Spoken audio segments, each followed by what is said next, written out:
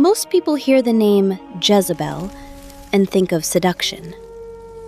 But the real ancient queen of Israel was nothing like that. Instead, she was an aggressive politician and an extreme religious figure, willing and ready to go to any lengths to get what she wanted. In this video, we'll share the known bits of her life story as they are recorded in the Bible, starting from the moment she entered Israel's history as the wife of Ahab. The very first detail about Jezebel is that she wasn't an Israelite. She came from Sidon, and her father, Baal, ruled as king of the Sidonians, so royalty wasn't new to her. We can say this is where she learned how to wield power as a tool of influence. Baal was a priest of Baal, a pagan deity, and when Jezebel married King Ahab, she brought this religion with her to Israel, a kingdom that Jehovah jealously claimed as his own. After their union, King Ahab began worshiping Baal, despite the commandments that warned the Israelites against following other gods. Being a Baal worshiper and influencing Ahab to comply was just the beginning. She brought about 450 prophets of Baal with her to Israel too, which was a systematic way of introducing, or rather forcing, Baal worship into Israel. These prophets stayed close to her and even fed from her table. To further reduce Jehovah's popularity in Israel, this queen not only threatened but also hunted down Jehovah's prophets, so much that Obadiah, one of Jehovah's prophets, had to hide about 100 other prophets in 2 caves to keep them alive. Even Elijah, one of the Bible's most famous prophets, ran into hiding when she threatened him. That's how powerful and intimidating Jezebel was. One of the scariest stories about Jezebel was her encounter with a man named Naboth.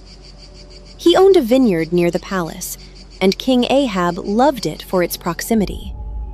He offered Naboth a better piece of land or a fair payment for it, but Naboth refused to sell it because keeping the land was his way of preserving his forefathers' property. So Ahab became sad, too sad to even eat, and Jezebel noticed. When Ahab told her the reason for his sadness, she rebuked him for failing to use his authority to seize the land, and promised to secure it for him. And she did. She wrote letters to the elders of Naboth's town with harsh instructions in Ahab's name and used his seal on them.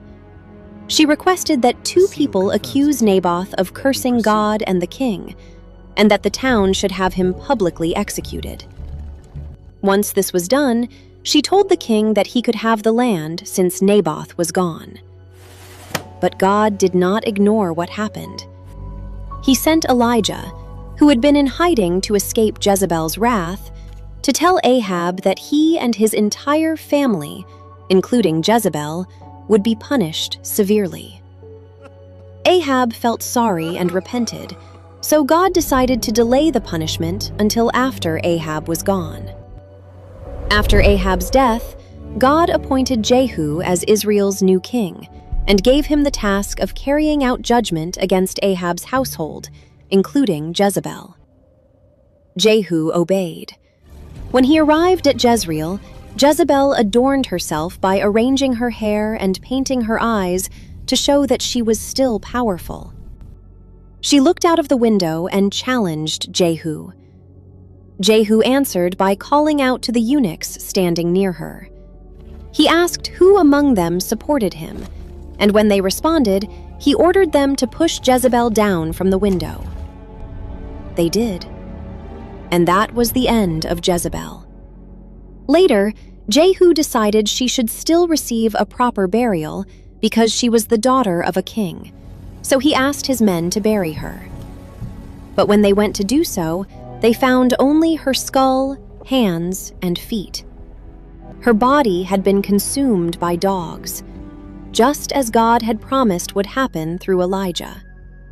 And that's the story of Jezebel, the princess who married King Ahab, introduced Baal worship to Israel, persecuted God's prophets, orchestrated the false accusation of Naboth to steal his vineyard, threatened Elijah's life, and met a violent end.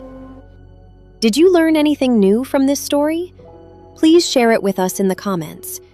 And if you want to see more stories like this and learn more about both the ancient and modern world, subscribe to our channel and turn on notifications so you don't miss a thing.